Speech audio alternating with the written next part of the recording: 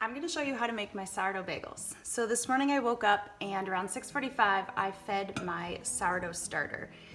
It is now almost 10 o'clock and you can see that it has risen from here all the way up to here. It's nice and bubbly and active. This would definitely pass the float test. So this is what my starter looks like, and this is what I'm going to want to use for the start of our bagels. Okay, I'm gonna zero my scale out with my measuring cup. I need 200 grams of active starter. So I'm just gonna scoop out some of my starter. I'm gonna just add it to this cup here. You can make this exact, you don't have to. If it's plus or minus a few, it's really not a big deal. 200 exactly. Zero my scale out, and I'm gonna add 285 grams of filtered water. All right, 285. Now I'm gonna measure out the flour, and this ends up being around 4 cups, but it's going to equal a total of 600 grams. The last 2 ingredients are some pink salt or Redmond's real salt, whatever salt you choose. Just make sure it's unrefined salt, and then I use raw honey. I also get this from Costco. So that's the last 2 ingredients. Now we're gonna move all of our ingredients to a mixer. I love my Bosch Universal Plus mixer. You can use a KitchenAid mixer. Just make sure it has the dough hook attachment. Start adding all the ingredients that I just showed you. My starter, water,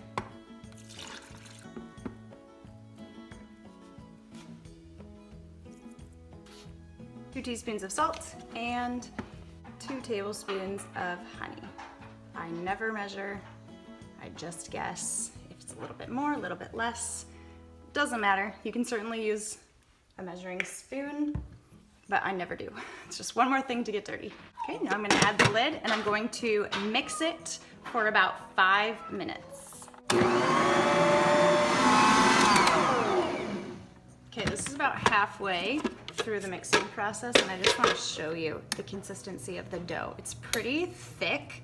It's gonna feel like super dense and almost hard to pull, and it's just gonna feel super heavy. But this is what you want for bagels. Not for a lot of other breads, but for bagels, this is the consistency that you're gonna want. It's been mixing for 6 minutes, and here is what the dough looks like and feels like.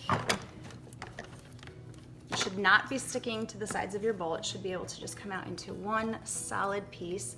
It's pretty pliable, and it's not gonna stick to my fingers, but it's super heavy. It feels like a really heavy ball, but this is what you want. So I just kind of tuck it into a ball, kind of push the sides down and around, and I'm just going to place this into a greased bowl. I greased my glass bowl with some coconut oil, and I'm just gonna add this right to the center of my bowl, and I'm going to wrap it in some plastic wrap. The top of the dough will kind of dry out after it ferments, so we'll wrap it in plastic wrap, and this ensures that that top won't get as hard. Now I'm going to place my bagel dough into a warm oven. I like to just leave the light on in my oven. That seems to give mine enough heat, but you can also turn your oven on for a few seconds just to kind of give it some heat that way, and then turn it off, and then add your dough to it, and it's going to rest between 8 and 12 hours, and it should double in that time. If you have an active starter and it's in a warm environment, we should see some growth. Here is what my dough looks like fresh out of the oven for 8 hours. It has grown a ton. You can see the side bubbles, and now I'm going to form them into bagels. And because I greased it, it's going to just fall right out, which is awesome. And then I'm going to take my bowl and I'm gonna put it back onto my scale. I'm gonna zero it out, and I'm going to divide my dough into 8 equal parts. So first I'm gonna make my dough even by splitting it in half, and then I'll just go from there. All right, I divided my dough into 8 even pieces. I use a scale because that lessens the fighting in my house, and my kids don't fight over which piece is bigger. So this is how I'm going to roll each bagel, I'm just going to kind of tuck them into a little bowl. Just kind of tucking the sides under and just kind of pinching that seam underneath.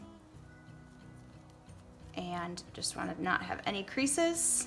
And I'm just gonna let that rest for about 5 minutes. Also, just to add while I'm doing this, the dough is pretty easy to work with. It's a very heavy dough, just like it was when we first started. That hasn't changed, but it's pretty pliable, as you can tell. And I can just mold it easily. It's not very dry, but it's not sticky. It's like the perfect consistency. Okay, my bagels have rested, the dough has rested, and now I'm going to shape them. So I'm just gonna pick up each ball and I'm going to find the middle and I'm gonna stick my thumb and middle finger directly between the dough, and I'm just gonna press in until my fingers touch, and I'm just gonna kind of weasel the dough around until it just pulls it and makes a hole.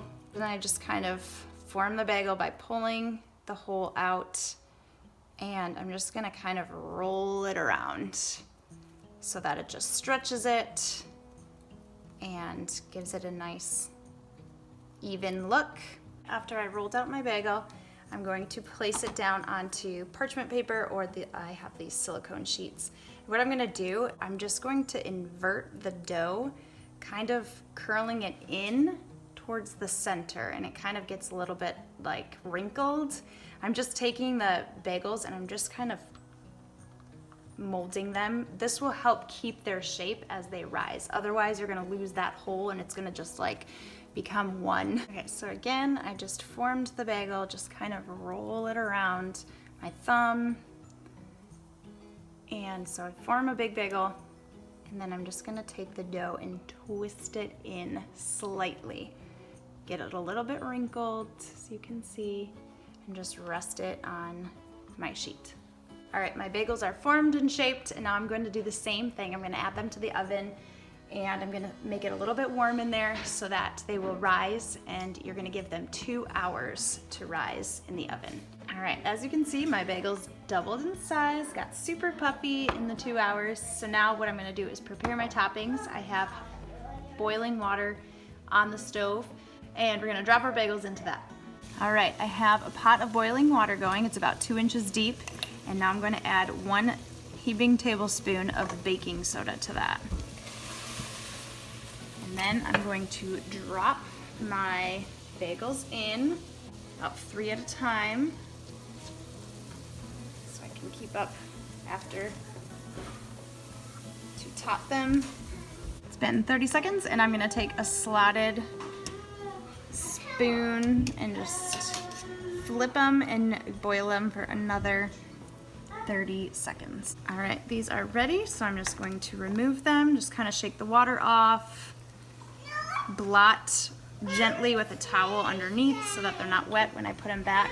And then I will quickly top them with seasoning, and then I will add the next bagels to the boiling water. I want to make sure that I top the other ones first. The toasted sesame seeds to the top of the 3 bagels that I just boiled. And then I'm gonna add the next 3 and do another round. I'll just set my timer to 10 minutes, and as it's counting down, then I just take a look at the time when I drop the first set of bagels in. So it's just like a reference for me to have the exact time instead of just like guessing 30 seconds in my head. Okay, bagels are all seasoned, and now I'm going to pop them in the oven at 400 for 15 minutes or until they're golden brown. And there you go. Out of the oven, just put them on a cooling rack and enjoy. Hopefully this video was helpful and I made it simple for you, and you give these a try of your own. Let me know.